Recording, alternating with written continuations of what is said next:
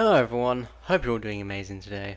My name is Mr. Hero and welcome back to I Was Wrong. So before we start this video, I am in complete disbelief because the I Was Wrong About Igniter video has exceeded 1,000 views. 1,000! And I just can't wrap my head around that. It's just crazy. Like, honestly, I can't, like, seriously, I just can't wrap my head around it. And I just can't thank you guys enough for all of the support that you all have given me on this series so far. But another thing I wanted to talk about, there was a little comment left on my Dino-Rang video. So I'll put it up on the screen, but I'm also going to read it too. So this is from Zero Spray or O Spray. I don't know how to say it. I don't know how to say it, to be honest. I'm just going to say Zero Spray. Or just Spray. I liked this episode. It was more laid back and personal. I remember using Dino-Rang many times. Nowadays I usually play with my little brother who didn't grow up with these games. So I have to sort of watch out for him, which usually involves using faster characters or characters with crowd control moves like Dino-Rang. Though I still love playing old favourites such as Sunburn, Camo, Chop Chop, etc. And in later games I enjoy Blackout and Mystical Taekwon Crow. But I'll always go back to Sunburn and Camo as I remember wanting them for the longest of time, and I remember finding Camo at a local market and being ecstatic, and Sunburn I got as a reward for a 10 out of 10 spelling test. They had kept the pack in the cupboard for years by the time I got 10 out of 10. So those guys and the game themselves are very special to me, especially the first one. But yeah, good video. Thank you for that comment, by the way, Spray. I really appreciated reading that. It was really nice to have a little read of this comment, like knowing your experiences with Dino-Rang. And also a little bit about the Skylanders background that you had, like the Skylanders experience you had playing the games with your little brother. I played Skylanders with my big sister, so I know how it is looking out for the family whilst you're playing the game. And also 10 out of 10 spelling tests. Those were the only times I'd ever get new Skylanders, or if I got pocket money, I just go down to the shop and just see what's new, see what Skylander I do like, and if I do like a Skylander, I buy it. So yeah, 10 out of 10 spelling tests. That gives me the memory of I wanted Nightlight with the adventure pack and the light trap, which was in Smith's Toy Superstores, and my family said if I get 10 out of 10 on a spelling test, I would be able to get Nightlight. And basically that whole spelling test, I locked in, and I did get 10 out of 10. I was so excited to leave and get Nightlight and that adventure pack, but when I got there it had completely sold out. So they made it up to me. They managed to get me, I'm trying to remember who it was that they got after that. I believe that it was who was it? I'm trying to remember who it was. This was the time that Trap Team came out, so just trying to think. I think that's when they got me Sprocket. I do think that's when they got me Sprocket. Just as... Actually, no, it was Camo. Thornhorn Camo from SWAT Force. That's who they got, yeah. Yeah, it was Thornhorn Camo. And that completely made it up to me. I'd wanted Thornhorn Camo, and then when I saw it, I was like, oh, can I get this one instead? And they were like, yeah, since you got 10 out of 10, plus the one that you originally wanted wasn't there. So, it is a nice little memory. And also, reading the comment, there was also a little bit, is your name a Legend of Zelda reference? Yes, it is. You are the first person to figure that one out. And I will be doing a little video with the origins of the Mr. Hero name very soon. Plus, I'm going to do a I Was Wrong on Chop Chop and Camo. So think of that one as just for you. And others. So but like I say in every single video, if you want to ask a question or leave a comment about your experiences with a certain Skylander, please leave the comment and I will answer. I promise. Even if it's not straight away, I promise I will find a good time to answer your questions. So in this video, I will be showing I was wrong about Pop Fizz. So the reason I was so wrong about Pop Fizz is because I was using the Beast Path. Yeah, I was using the Beast Path for Pop Fizz. And that's where I know I went wrong. Beast Path is okay, but after I started using the Potion Path, it actually went a lot more smoother than I could have intended. So, yeah, with Pop Fizz, you have 3 versions of the potions. You have the orange potion, which just has its basic explode damage. You have the purple potion, where you can summon little bottle buddies. And you have the green potion, which does good damage and also leaves a poison goo on the ground for your enemies, so it continuously does damage over time. And a little example of this, you can also combine your potions. So for example, if I throw down this green one and throw down an orange, it creates a little fire. Or if I throw a purple potion into a green potion, it makes their legs turn green, and I believe when they die, they turn into that poison goo. And I'm trying to remember what happens when you throw an orange one at a purple. I'm going to try it. But, okay, I've got to try and get it close enough. I don't think it does anything, but it just causes, like, I think it just causes, like, a big explosion with it. So, yeah, that's all we really need to know about Pop Fizz. Plus, I couldn't do this video without the special guest, Cyber. For those who don't know who Cyber is, Cyber was the first person to get a Ultimate Nightmare Mode win with Pop Fizz, and recently got a sub 230 run using Pop Fizz. So massive congratulations to them, and they will be in this video.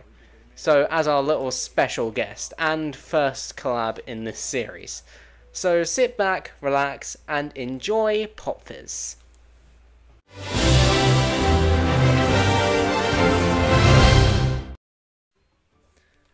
Okay, Cyber, once again, thank you for joining me. You're welcome. So basically, Anytime. so me and Cyber already did like one take of this, and basically it didn't capture Cyber's voice. So now we have to do a retake, and I literally have to play through chapter 3 again. But hopefully, because in the past take, dealing with Brock sucked. Like, he did not cooperate. At all. That was a little... Yeah, so unfortunately, we gotta do it again. But, it don't matter. That's how it goes. It takes multiple takes to get it right. Exactly. But yeah, so that also means I'm gonna have to ask you the exact same questions that I did in the previous take all over again. So... That's all good. Yeah, That's so... all good. First things first, as I said in the last take, I'll say it again, congrats on the sub 230 with Pop Fizz. Thank you very much. That took a very long time. Yeah, Oh, man. and, yeah, the reason, to be honest, I think the reason I was so wrong about Pop Fizz is because I was using the Beast Path and not the Potion Path. Because the Potion Path is definitely proving to be so much better than, Beast. Like Beast Path does have some advantages, but if you like wanted to run UNM or anything else for that kind of matter, it's definitely the Potion Path because it's got loads of range. It's got everything pretty much. I think for competitive use, you want to definitely use the potion path with Pop Fizz, but I think if you're just playing casual, I think it might be more fun to use the Beast Pass and use all its combos. Yeah, but in other times, it's like without a doubt, it's got to be the Potion Path. It is. The potion path is leagues ahead of it. Yeah, and here's the thing with Potion Path, like you need to learn all 3 of the potions and what they do and how to use them completely efficiently. Because if you don't do that, then you're gonna find yourself in a lot of trouble. Exactly. It's just the potion combinations, really. Exactly. That's all it is. It's just finding the perfect potion combinations. Green and green and orange create a fire which does a lot of damage, and green and purple make the bottle buddies' legs turn green. And I haven't really tested that one out yet. It just Yeah, makes them. that's a little. That one's a little tricky to get the hang of. What do you want to do with that one? Is you want to use the aggro with the bottle buddies, and then as you're going to combo with the green and the orange one for all the damage, the bottle buddies will become green and set up more of the poison one. So as the fire's going off, more will come in automatically, so you don't have to keep swapping back and forth, and it'll help out a little bit. Yeah. And sometimes, for example, with the at the end of chapter 9 with the fight against the Jawbreaker boss. Yeah. If you hit the potions with the green, it'll like sometimes like screw up the AI, and they'll just stop moving. Oh really? Then they just stand still and let you just wail on them. Oh Yeah, damn. I don't think I got that in my run, but in my previous VODs, I have gotten something like that. Oh damn. Nice. And also, something I wanted to ask is, you found something very interesting in Chapter 8 with Pop Fizz. Yeah, we have. I've spoken with several people about this. We have no idea what actually causes it. The leading theory at the moment is that it is a combination, like killing the enemies in a specific order, as well as some of using the bomb that you can smuggle in, as well as the bottle buddies like aggro. Right. I find this the most consistent way to replicate the I guess the despawning of the shield and the chompy bot. Yeah. Is to throw your potions into like that area where the trolls come out from the bridge. You throw the bomb at the derivator in the corner, and then you slowly pick off the trolls as you run in a big circle to take out the grenaders. Right. And as long as you take the wide turn and lead all the trolls off to the side while the derivator's like in the corner shooting at a wall, as long as he's left alive last, that usually causes the despawn. Right, okay. Because yeah, it's quite an interesting thing, and so far from what I understand, it's only Pop Fizz that can actually do that. Yeah, it's weird. Yeah. No idea what causes it. Yeah, but yeah, at the moment it seems that only Pop Fizz can do it. I'm sure it's been attempted to be replicated with others, but at the moment Pop Fizz is the only one that's actually proving to be able to do it. Yeah, it's quite strange. He's a goofy little guy. Yeah, he is. He really is, and definitely a Skylander I was wrong about, 100%. Exactly. Like using Potion Path has just been, just makes him absolutely insane. And also, holding down the A attack throws out 3 potions at once as well. That could be good for and since you can still move as well when you're doing it, makes it pretty OP. It allows you to set up a lot of Yeah. quick kills in the arenas. Yeah. I know the main one that I specifically make sure I'm using that in is again the chapter 9 arena. You can pre-fire the poison potions as like the trolls are coming out, and as you throw the fire potion, it gets them all to basically one hit, and then you throw one splash potion, and they all die.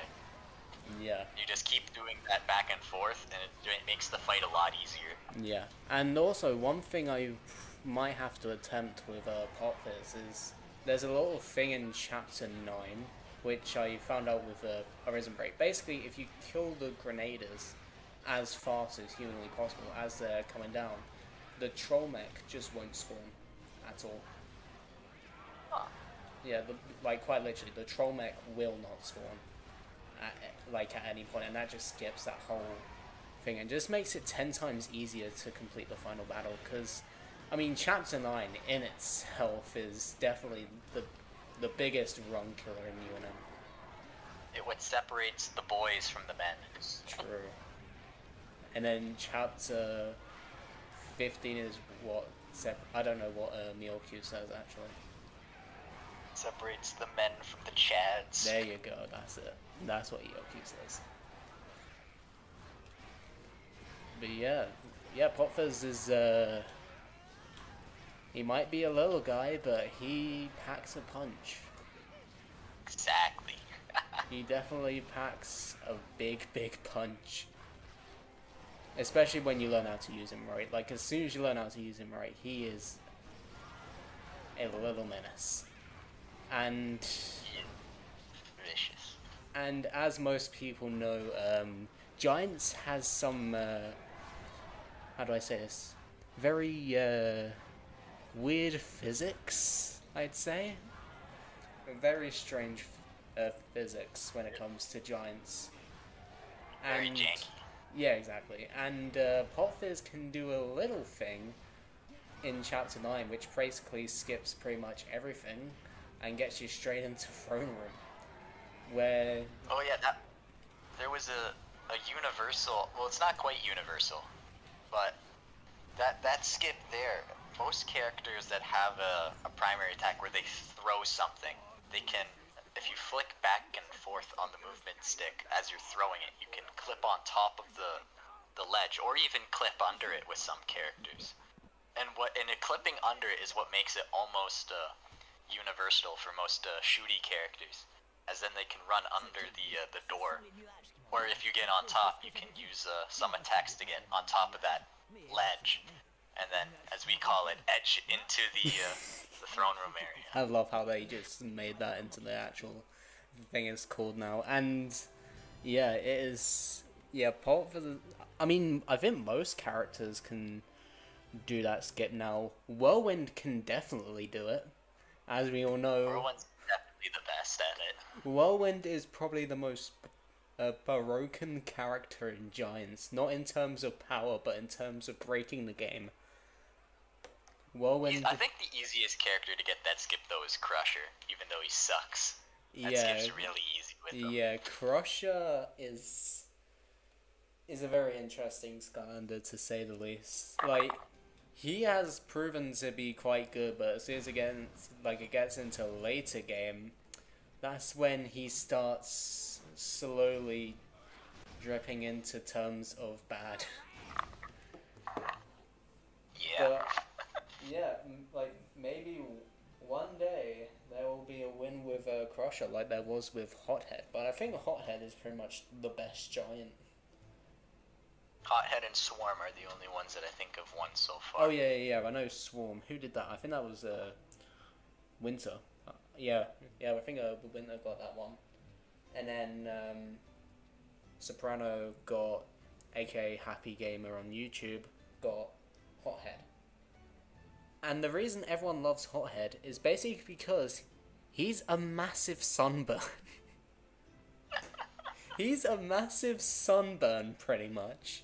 And since the UNM community absolutely loves sunburn, basically Hothead is basically just a massive version of him. Exactly.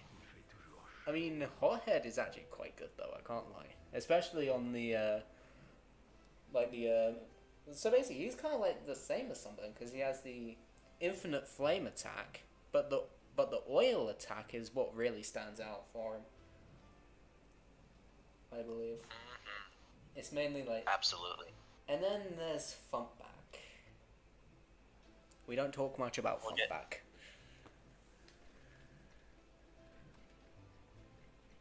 But if we did want to talk about Funkback, he's quite interesting, to say the least. That's a story for another day. Yeah, that's a story for...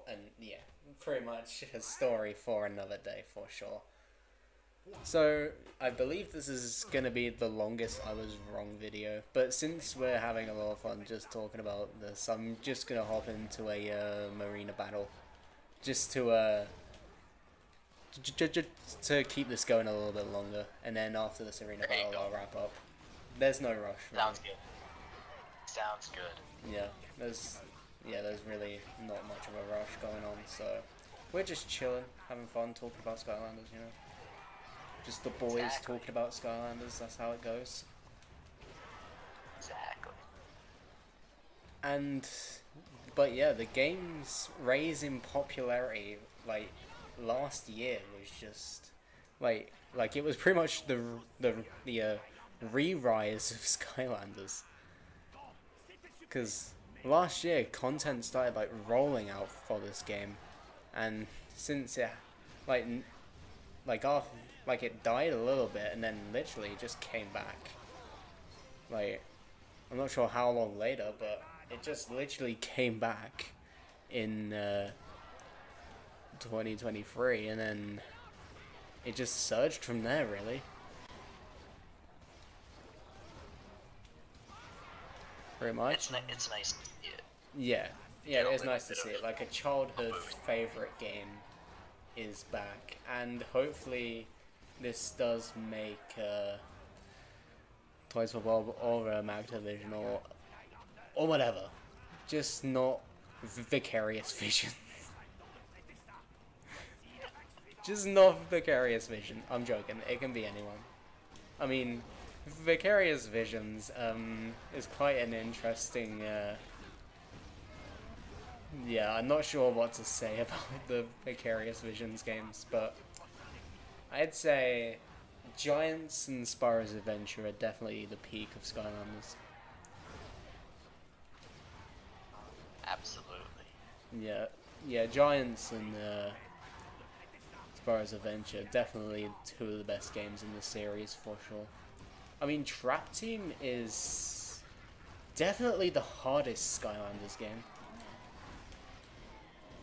I've got to say, definitely the hardest Skylanders game out there. Like, that Nightmare mode. So far, quite literally, the only characters that have actually beaten Ultimate Nightmare in Trap Team, Eon's Elite Whirlwind, is quite literally the only character that is actually able to make it less mental torture. I believe that Bristol, I believe, was able to win a UNM with Gear Shift, I think. Oh yeah, Gear Shift is crazy as well.